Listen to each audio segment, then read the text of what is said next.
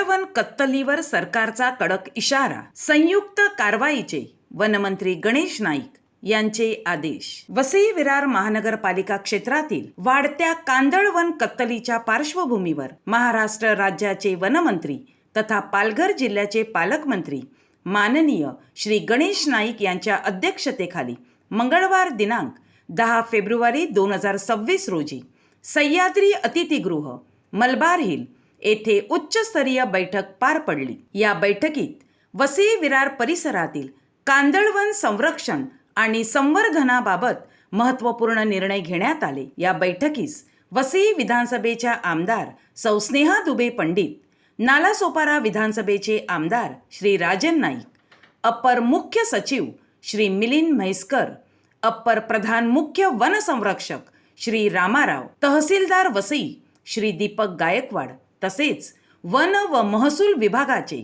वरिष्ठ अधिकारी उपस्थित होते. पालघर जिल्हाधिकारी कार्यालय आणि वसई विरार महानगरपालिकेचे वरिष्ठ अधिकारी व्हिडिओ कॉन्फरन्सद्वारे सहभागी झाले होते. बैठकीदरम्यान आमदार सौ स्नेहा दुबे पंडित यांनी वसई विरार परिसरात मोठ्या प्रमाणात होत असलेल्या कांदळवन कत्तलीचा मुद्दा उपस्थित केला.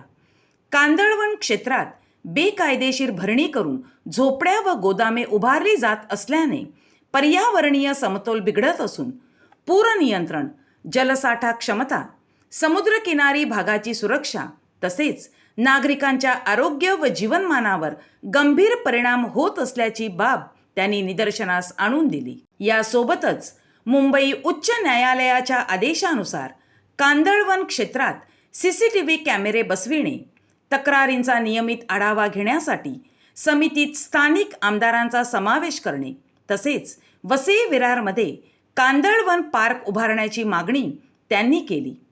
किनारपट्टी भागातील नागरिकांसाठी कोळंबी, खेकडा, शिंपले आदींच्या पालनाद्वारे उपजीविका निर्माण करणाऱ्या शासन योजनेची प्रभावी अंमलबजावणी करण्यावरही त्यांनी भर दिला.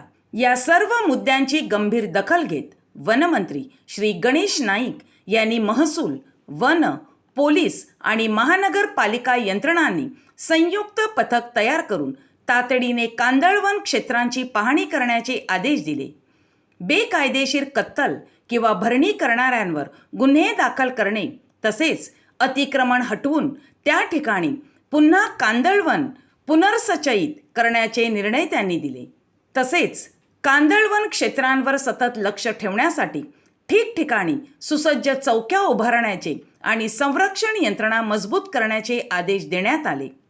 कांदळवन हे पूर, समुद्राची धूप आणि पर्यावरणीय आपत्तींपासून संरक्षण करणारे निसर्गाचे महत्त्वपूर्ण कवच असून त्यांच्या संरक्षणाबाबत शासनाची भूमिका अत्यंत कठोर असल्याचेही त्यांनी स्पष्ट केले.